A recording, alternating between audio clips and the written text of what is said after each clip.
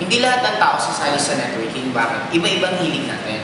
Yun ang kagandahan ng tao. Kasi just imagine mo kung ang gusto ko black, lahat ng tao gusto din nila black, hindi na magiging maganda at interesting ang buhay.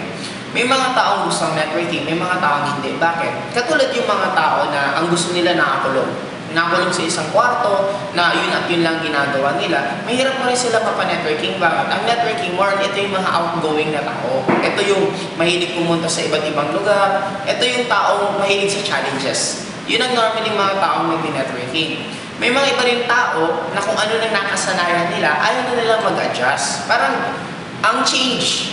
Kaya maraming taong ayaw ng change kasi the moment magkaroon ka ng change, automatic, anong kadugtong? Mawawala yung tinatawag na comfort. Magiging uncomfortable ka sa ginagawa mo the moment nagkakaroon ka ng change. Kaya maraming tao na gusto nila kung ano nakasanayan nila yun lang kasi nandun na sila. Na-comfort na sila ng ginagawa nila kaya ayaw nilang gawin. Pero darating ang time, may mga ibang tao nag-shift pa rin. Kasi may mga iba akong encounter, ayaw na nila mag-networking kasi masaya naman sila sa ginagawa nila. It's normal, the moment hindi pa nila masyadong need yung income. Pero the moment kinakapos na yun ng kita, doon na yung pamilya nila, kailangan pa ng mas malaking kita, doon na nila paminsan na-appreciate. Kaya ang gawin mo lang, antayin mo lang, may mga ibang taon talagang hantayin mo munang mahinog, ma-open up, ma-appreciate ang networking, saka mo sila pwedeng mapa-join. May mga ibang sumasali after 1 year, after 2 years, after 1 month, after 1 day, depende sa taong yun.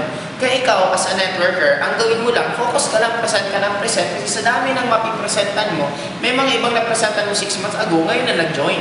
In short, ang gagawin mo lang, tuloy-tuloy ka lang mag-present para yung mga disilido na hinog na, kumbaga sa prutas, parang hinog na sila, at least pag napresentan mo, automatic sasali na rin. Kaya pag huwag ka lang mag-focus sa matatagal pa, kung huwag kang mag-focus sa hilaw, mag-focus ka lang sa hinog.